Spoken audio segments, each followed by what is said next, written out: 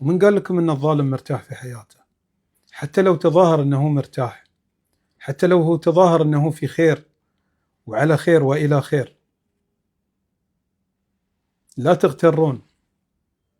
ترى التظاهر هذا عكس اللي داخله، هو يشعر بأن في شيء غلط في حياته، هو يشعر ويدري بأنه ظلم،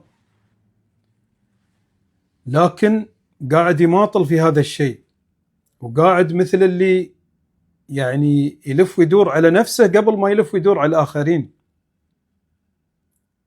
في المقابل أنت كمظلوم التعامل مع من؟ تعامل مع رب العالمين سبحانه وتعالى، هو اللي بينصرك وبيعزك. وانت كمظلومة تعاملين مع رب العالمين القوي العزيز الجبار، اللي بيعزك وبينصرك وبيقويك، وراح ترجعين إلى الحياة بكل قوة وبكل ثقة وبعزيمة وبإصرار. لكل مظلوم ومظلومة هالكلام. أما الظالم لا، أنتم ما تدرون باللي في داخله. صح، بعض الأشخاص الظلام يرقد الليل ولا يفتكر في ظلم الآخرين، لكنه يدري بأنه ما هو بخير، وما راح يكون في خير ولا راح يكون على خير، لا في الدنيا ولا في الآخرة.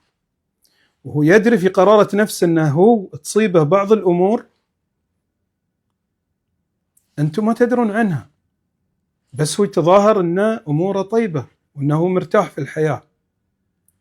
طيب خلينا نقول أنه هو مرتاح في الحياة. الله سبحانه وتعالى يمهل ولا يهمل، والله سبحانه وتعالى إذا يعني أخذ الظالم يأخذ بغته، ولما يأخذ بغته معناته قبل ما يتوب وقبل ما يستغفر وقبل ما يرد المظالم.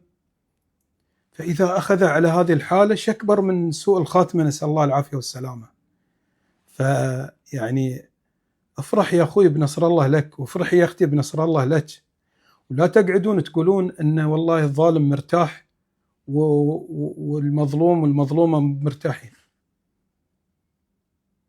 وفهم رسالة يعني رب العالمين لكم في هذا الظلم، أنه يريد لكم بإذن الله الخير، يريد لكم الرفعة، يريد لكم المنزلة العالية في الدنيا وفي الآخرة.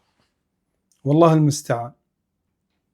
تنامون وأنتم ما ظلمتوا حد أفضل من تنامون وأنتم ظالمين البشر، نسأل الله العافية والسلامة.